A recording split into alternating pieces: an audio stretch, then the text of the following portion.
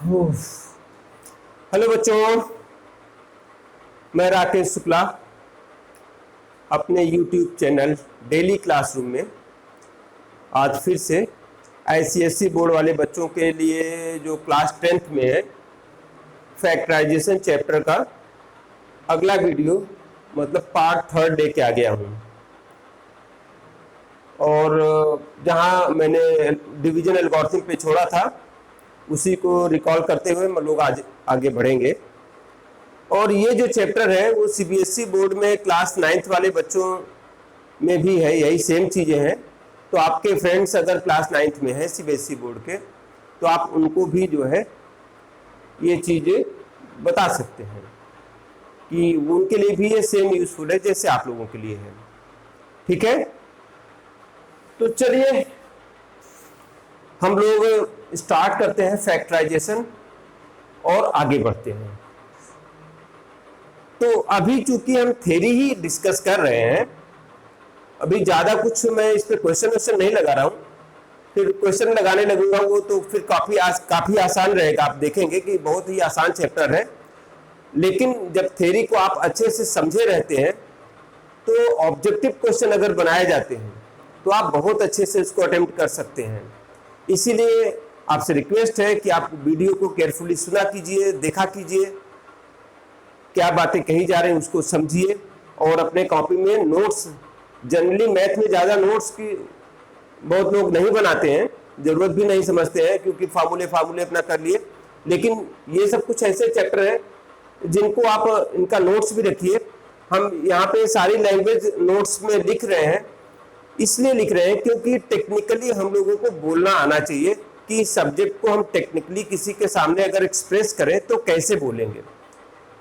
ठीक है, तो इसीलिए जो अगर वो आप उस एक्सप्रेशन के तरीके को देखेंगे, जो लिखा गया है उसको समझेंगे कि ऐसा क्यों लिखा गया है। बेटा अगर आप लोग ये ध्यान देंगे तो आप समझिए चैप्टर के आप मास्टर हो जाएंगे। अगर वही चीज़ आप एक्सप्रेस करने की क्षमता रखते हो, और ये कोई बड़ी चीज़ नहीं है, बस आपने केयरफुली वीडियो में जो बताई जा रही चीज़ें आपने सुना, उसको देखा अच्छे से और दिमाग में अपने सेट किया कि हाँ ये बात ये बताई जा रही, इसलिए यहाँ पे x की जगह अल्फा लिया गया, यहाँ पे रिमाइंडर इसलिए 0 आ रहा है, रिमाइंडर 0 आ रहा है तो ये क्यों हमारा जो डिवाइजर है वो फैक्टर हो गया, या कोसेंट तब क्यों फैक्टर हो गया। ये सारी चीज़ें फिर अच्छे से आपको समझ में आएंगी। और उसका कहीं कोई एप्लीकेशन अगर रहेगा, कुछ ऐसे क्वेश्चन बना दिए जाते हैं जहाँ वो सारी चीज़ें अगर आपको क्लियर रहती हैं तो आप उन क्वेश्चनों को अच्छे से समझ पाते हैं और हैंडल कर पाते हैं। इसीलिए जो है ये मैं जो 1-2 मिनट 3 मिनट वीडियो की स्टार्टिंग में ये सारी चीज़ें मैं बोलता हूँ, तो बेटा आप लोग केवल इस सब चीज़ को अच्छे से समझें, ध्यान दें, इसीलिए मैं बोलता हूँ। ठीक है, नहीं तो मुझे एक्सरसाइज भी लगवानी है। चैप्टर अभी कंप्लीट हो गया तो मैं एक्सरसाइज लगवाऊंगा और मैं क्वेश्चन सॉल्व करूंगा। आपको सारे जहाँ जो भी यूज होंगी, सारे रूल्स कहाँ कैसे यूज हो रहे हैं वो भी मेंशन करता जाऊंगा। लेकिन आप भी इसको समझ लें क्योंकि आप ही के लिए सारी कोशिश हो रही है। आप अच्छे से समझ लें तो आपके अच्छे नंबर आएंगे, और आपके अच्छे नंबर आएंगे तो मुझे बहुत अच्छा लगेगा क्योंकि उससे मुझे आपकी वजह से पब्लिसिटी मिलेगी और हमारे भी घर की नैया जो है स्मूथली चलेगी। ये भी तो एक ज़रूरी चीज़ है आज के समय में बेटा।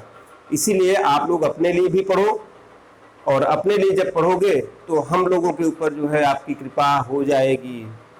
कृपा का मतलब ये कि बच्चे आगे बढ़ेंगे तो बच्चों की वजह से हमारा नाम होगा, हमारा काम होगा, और आप लोग लाइफ में सफल होगे तो कहीं भी रहोगे तो याद करोगे तो अच्छा लगेगा कि हम लोग को बच्चे याद कर रहे हैं कि चलो वो सर थे पढ़ाते थे। तो चलिए आ जाते हैं मुद्दे पे। हमने डिवीजन एल्गोरिथम की बात की थी, तो डिवीजन एल्गोरिथम में आपको मैं फिर से लिख दूं थोड़ा सा, क्योंकि ये पॉलिनोमियल की बात हो रही है। तो डिवीजन एल्गोरिथम क्या है आपको ये पता है। डिवीजन एल्गोरिथम क्या होता है? Dividend equal to divisor into quotient और प्लस रिमाइंडर, यही होता है, यही है डिवीजन एल्गोरिथम। ठीक है, तो बाकी कुछ इंपॉर्टेंट चीजें होती हैं, ठीक है, कि डिवाइजर जो है आपका भाई 0 से तो डिवाइड नहीं करेंगे, ये इक्वल टू 0 नहीं हो सकता है, ठीक है। रिमाइंडर जो है डिवाइजर के इक्वल नहीं हो सकता है, रिमाइंडर जो है डिवाइजर के इक्वल नहीं हो सकता, डिवाइजर से छोटा ही रहेगा और या तो फिर जो है 0 होगा। तो वही सारी चीजें, ये जो डिवीजन एल्गोरिथम है, जब हम अलजेब्रा में यूज करेंगे तो उसको कैसे करते हैं देखते हैं। तो यही डिवीजन एल्गोरिथम है। अब इसमें जो है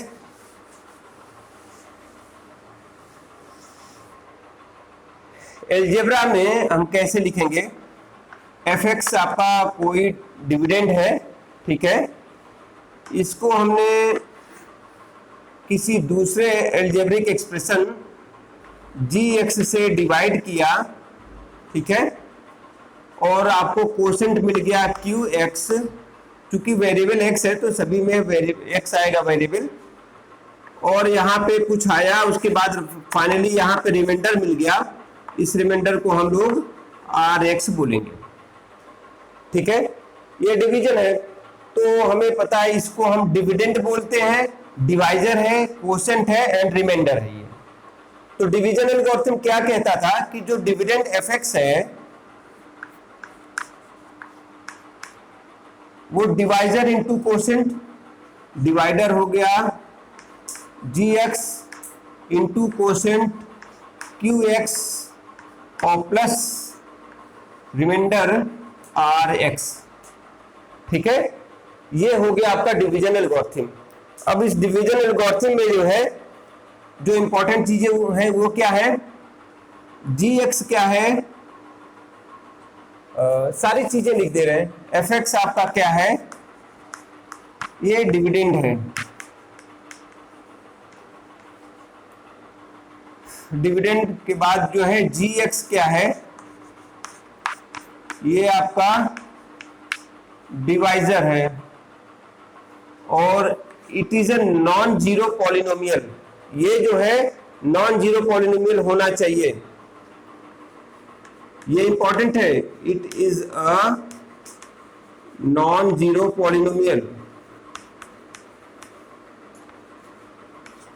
ठीक है। एंड आर एक्स की बात करिए, आर एक्स क्या है, रिमाइंडर है, ठीक है, और रिमाइंडर के साथ क्या है,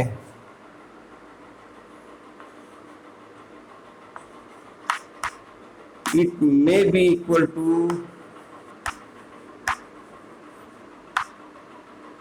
टू 0 और या तो डिग्री ऑफ आर एक्स, जो रिमाइंडर की डिग्री है वो छोटी होगी degree of divisor G X से,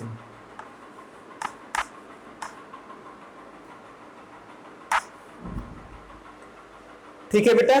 मतलब आर एक्स 0 के इक्वल हो सकता है, it may be equal to 0, और फिर या तो फिर either degree of R X is less than degree of G X, मतलब डिवाइजर की डिग्री से रिमाइंडर की डिग्री कम होगी, नहीं तो डिवीजन फिर प्रोसेस में आगे बढ़ेगा, और जब डिग्री रिमाइंडर की कम हो जाएगी डिवाइजर से तो डिवीजन रुक जाएगा, ठीक है ना।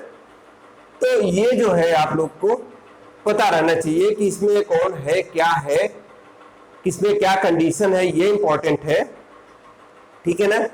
तो ये आप जो है नोट कर लीजिए, जरूरी है, इसमें ध्यान रखना है कि ये जो है नॉन जीरो पॉलिनोमियल है, ये जो पॉलिनोमियल है वो जीरो पॉलिनोमियल के भी इक्वल हो सकता है, 0 भी हो सकता है, ठीक है। और या तो अगर पॉलिनोमियल के टर्म्स में होगा, मतलब नॉन जीरो पॉलिनोमियल अगर होगा, अगर नॉन जीरो पॉलिनोमियल होगा हमारा रिमाइंडर एक्स के टर्म्स में आएगा, तब क्या होगी, उसकी जो डिग्री होगी, मतलब वेरिएबल की जो हाईएस्ट पावर होगी वो डिग्री ऑफ डिवाइजर से कम होगी, ठीक है। इसको आप लोग नोट कर लीजिए फट से, नोट कर लीजिए, फिर वो करते हैं। गेट बेटा, आवाज नहीं,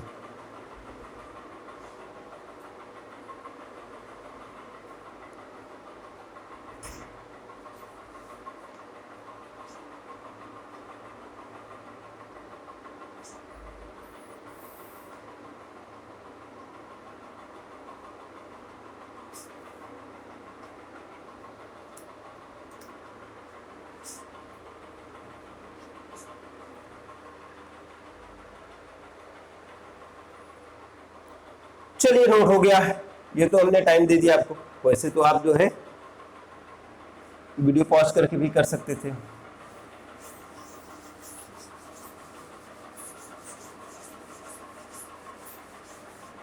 चलो बेटा जी, अब यहां पे जो है जो एक इंपॉर्टेंट चीज है कि डिवीजन एल्गोरिथम है, तो डिवीजन की यहाँ जरूरत पड़ेगी हमको। अभी फैक्टराइजेशन जब हम पढ़ेंगे पॉलिनोमियल का, तो वहां पे डिवाइड करने की भी जरूरत पड़ेगी। तो एक पॉलिनोमियल को दूसरे पॉलिनोमियल से कैसे डिवाइड करते हैं, मुझे उम्मीद है कि ज्यादातर लोगों को आता होगा। फिर भी एक क्वेश्चन मैं करके आपको जो है दिखाऊंगा भी, जिससे आप लोग को जो है जिसको नहीं आता वो भी थोड़ा सा जो है अपना इसी के माध्यम से समझ लेंगे। तो चलिए एक क्वेश्चन हम नोट करते हैं। कोई भी क्वेश्चन ले सकते हैं, कोई दिक्कत की बात तो नहीं है इसमें, तो जो है कुछ भी हो सकता है। 2x स्क्वायर से 2x स्क्वायर माइनस 1 ले लेते हैं, इससे हम लोग डिवाइड करते हैं किसको, चलिए 4x cube minus 6x square plus 5। और क्वोशिएंट के लिए यहाँ जगह कम पड़ जाएगी, तो मैं ऐसे कर दे, यहाँ पे क्वेश्चन नोट कर दूंगा। चलिए पहली बात, जब भी आप डिवाइड करेंगे तो पॉलिनोमियल को जो है पावर के डिक्रीजिंग ऑर्डर में अरेंज कर लीजिएगा। मतलब हाईएस्ट पावर वेरिएबल की, फिर उससे स्मॉलर, फिर उससे स्मॉलर, इस तरह से, ठीक है। और यहाँ पे भी डिवाइजर के केस में भी सेम प्रोसेस, मतलब डिवाइजर और डिविडेंड दोनों के ही पॉलिनोमियल उनकी पावर्स के डिक्रीजिंग ऑर्डर में होना चाहिए। अगर आप ऐसा कर लेते हैं तो आपके लिए बहुत ही आसान रहेगा, ठीक है। और जैसे यहाँ पे जो है एक्स स्क्वायर के बाद एक्स का टर्म आना चाहिए, वो नहीं है तो कोई बात नहीं है, नहीं है तो नहीं है, लेकिन ऑर्डर से तो है ही है ना हमारे, 3 फिर 2 फिर 1 नहीं है तो कोई बात नहीं, फिर कांस्टेंट टर्म। और अगर आप चाहें तो x का टर्म 0 इंटू करके नोट कर सकते हैं, वो आपको और आसान कर देगा। लेकिन नहीं भी करना चाहते तो कोई दिक्कत की बात नहीं है। अब इससे जो है हम देखिए दोनों ही स्टैंडर्ड फॉर्म में डिक्रीजिंग ऑर्डर में, पावर 2 के बाद पावर 1 वाला कुछ है ही नहीं है, और यहाँ पावर 3 पावर 2 फिर पावर 1 का कुछ है ही नहीं, 5 है। तो ऑर्डर से ऐसा तो नहीं है कि पावर 3 यहाँ है, पावर 2 वहाँ है, कांस्टेंट टर्म कहीं बीच में, ऐसा नहीं है ना। तो ऑर्डर से इसके बाद इसका रीजन जो है ऑर्डर का क्या है वो भी हम बता देते हैं। दरअसल हमको हाईएस्ट पावर जो वेरिएबल की है, वो जो टर्म है हाईएस्ट पावर वाली, हाईएस्ट पावर वाली यही टर्म है 4x क्यूब। हाईएस्ट पावर इसी में है, पावर 3 इसी में है, यहाँ पे तो पावर 2 है। तो हाईएस्ट पावर वाली टर्म को ही हमको लाना होता है। और कैसे लाना होता है ध्यान दीजिएगा, हमें जब किसी अलजेब्रिक एक्सप्रेशन से दूसरे अलजेब्रिक एक्सप्रेशन को, मतलब किसी पॉलिनोमियल से दूसरे पॉलिनोमियल को डिवाइड करते हैं, तो डिविडेंड के हाईएस्ट पावर वाले टर्म को हमको लाना होता है। और किसकी हेल्प से लाना होता है, डिवाइजर के हाईएस्ट पावर वाले टर्म को मल्टीप्लाई करके किसी दूसरे एक्सप्रेशन से।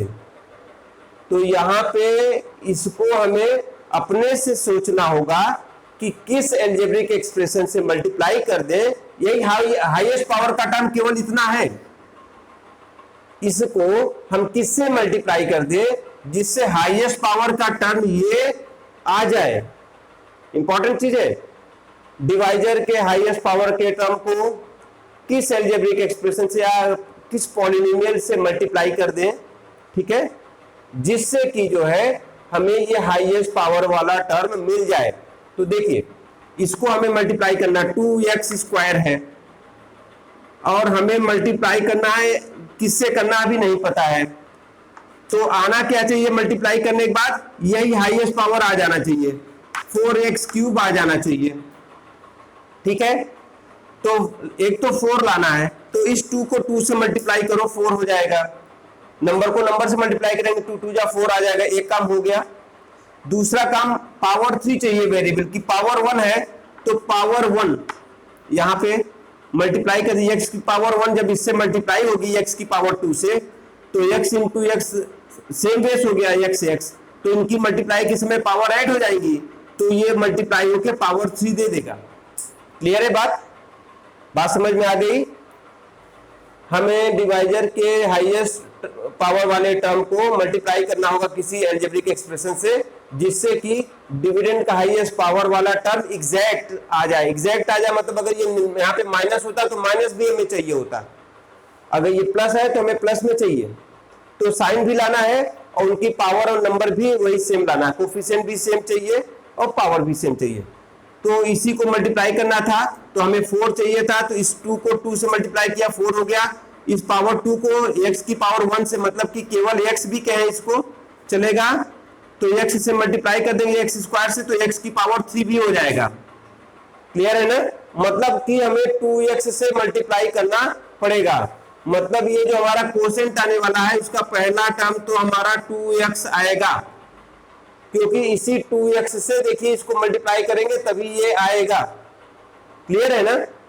ओके, तो हमारे समझ से ये समझ में आ गया होगा। ये आप अपने कॉपी में साइड में मार्जिन खींच के ये सब स्टेप नोट कर सकते हैं, जिससे आपको अगर भूल जाए तो ये याद आ जाए। चलिए, तो अब क्या किया हमने डिसाइड, ये हमें पता चल गया कि हमें 2x टाइम्स इसको जो है 2x टाइम्स ले जाना होगा। ठीक है, तो 2x हमने लिख दिया। अब जब पता चल गया कि 2x से मल्टीप्लाई करना पड़ेगा तो 2x लिख दिया।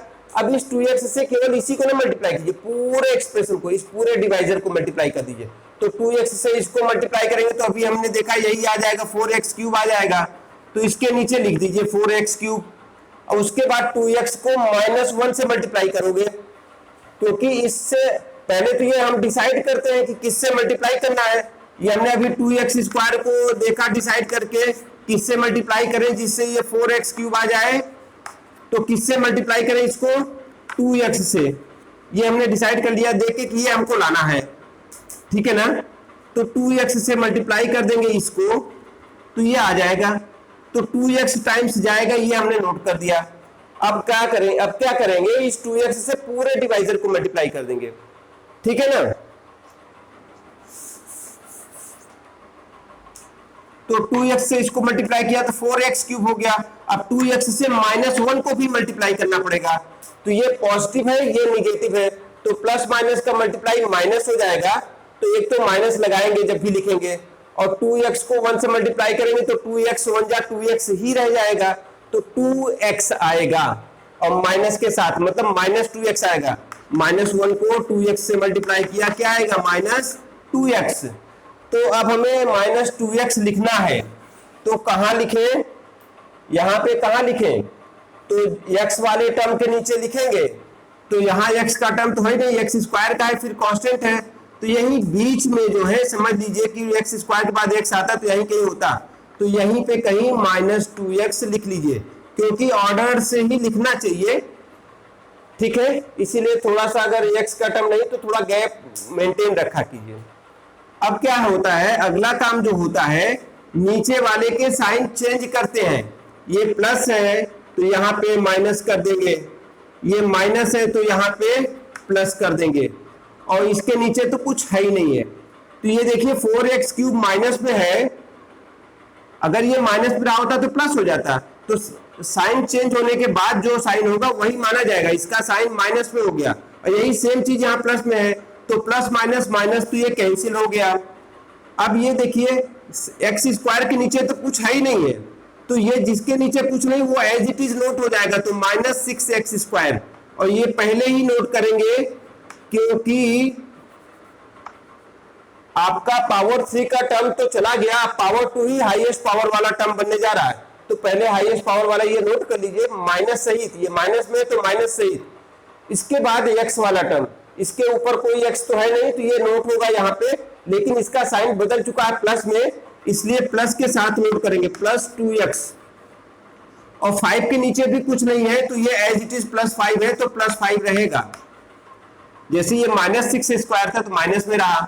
ठीक है, अब देखिए फिर से इसको किससे मल्टीप्लाई करें जिससे highest power, highest variable power के साथ ये वाला मिल जाए, यही सबसे बड़ी पावर वाला टर्म है, हर बार वही करना होता है, हाईएस्ट पावर वाला टर्म लाना होता है।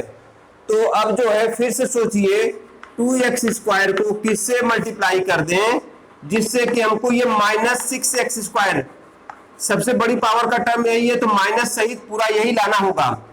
तो एक तो -6 चाहिए तो 2 को -3 से मल्टीप्लाई कर दीजिए तो -6 हो जाएगा, ये माइनस और प्लस का मल्टीप्लाई माइनस हो जाएगा। और x² चाहिए तो x² तो ऑलरेडी है यहाँ पे, तो अब मतलब वेरिएबल कुछ नहीं आपको लगाना पड़ेगा, केवल -3 से इसको मल्टीप्लाई कर दीजिए, -6x² आ जाएगा। तो ये -3 टाइम्स जाएगा तो -3 यहाँ पे नोट करिए, ठीक है। तो इस तरह से जो है, अब चलिए -3 से इसको मल्टीप्लाई करेंगे, जब डिसाइड हो गया तो फिर पूरे डिवाइजर को मल्टीप्लाई करते हैं इससे। तो -3 से जब इसको मल्टीप्लाई करोगे तो ये माइनस, ये प्लस, प्लस माइनस का मल्टीप्लाई -6x² हो गया, और -3 से -1 को मल्टीप्लाई करोगे तो माइनस माइनस का मल्टीप्लाई पॉजिटिव हो जाएगा, 3 1 जा 3, लेकिन करेंगे पॉजिटिव में क्योंकि इनका माइनस माइनस का मल्टीप्लाई +1 आएगा, +3 आएगा।